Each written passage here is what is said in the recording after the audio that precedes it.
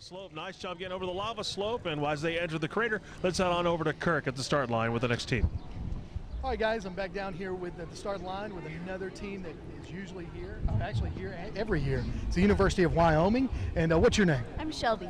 Shelby, what exactly did you do to prepare for this event?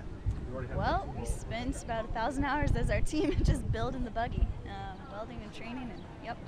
How about that, 1,000 hours just as a team getting ready? Now who have I got here? Ethan Smith.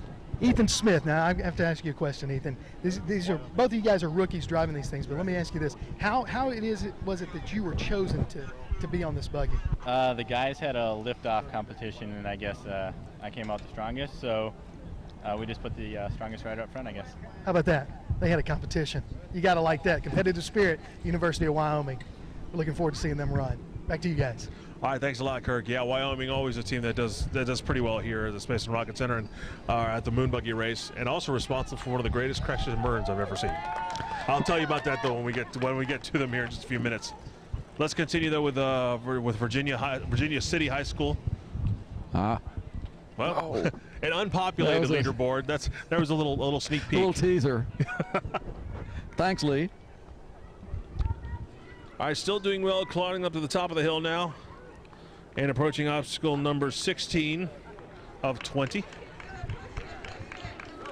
You see it there, the rubble field, and they went ahead and sent the team from Wyoming. A few years ago, this team was made up. They actually had a competition to see who was going to be on this team.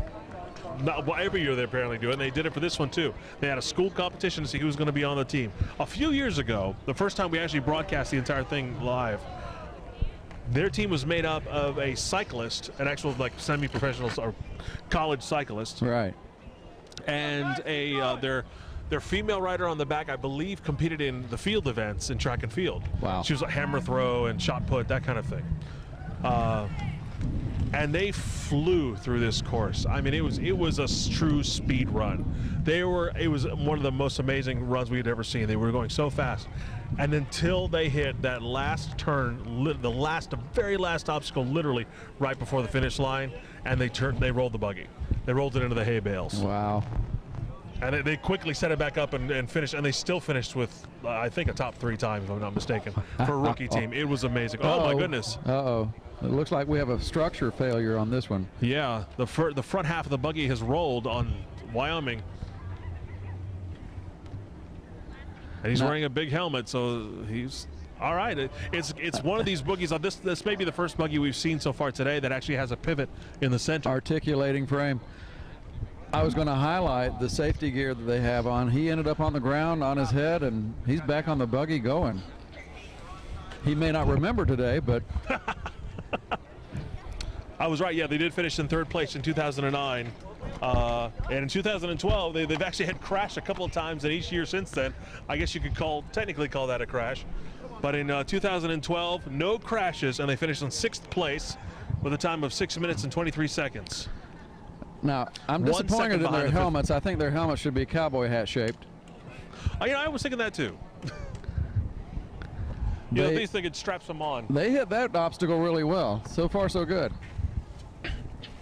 Whoa, and there it goes again. Yeah. That design feature may be the challenge.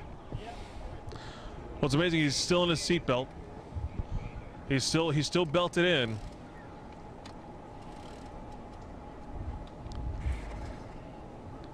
Well, they may have scraped the wall there just a little bit. Yeah, they did. They scraped it pretty well, but they made it through. That's impressive.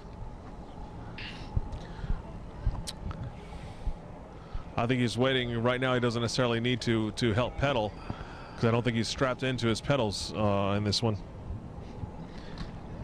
Or he may be asking, who am I and why am I sitting in this Moonbuggy? That crash that I told you about back in 2009, that actually earned them I'd forgotten about this award, the Crash and Burn Award, which is given to the team that overcomes the most spectacular breakdown in the course of the day. So let's see how they do this year. But in the meantime, let's head on back to the start line and see who's next on the blocks. Kirk? Hey guys, I'm down here with the team from Central Connecticut State University, and who have I got here? Roxana Sagastumi. Roxana, let me ask you this question. What made you decide that you wanted to do this, to be a part of a Moonbuggy team and put a Moonbuggy here at this race? It just sounded like an awesome thing to do, and to come down and race it in Alabama and to, improve it and learn a lot. Hey, there you go. I mean, we're always learning. And who do we have here? Daniel Ray. Daniel Ray, let me ask you this. What is your driving force to be a part of this team? Looked a lot more fun than every other project in school, so might as well try it out. You got to like that. Looked a lot more fun than the other projects he's doing in school. I appreciate that honesty. Well, guys, good luck. We'll see you at the finish line. Central Connecticut State University. Back to you guys. Thanks very much, Kirk. So the University of Wyoming still out on the course, but hitting the top of the hill in about 3 minutes and 50 seconds. Last year they won the Most Improved Award, and more importantly, didn't crash at all. They've already rolled twice here, so we're wondering if they hadn't done that, how would they have finished?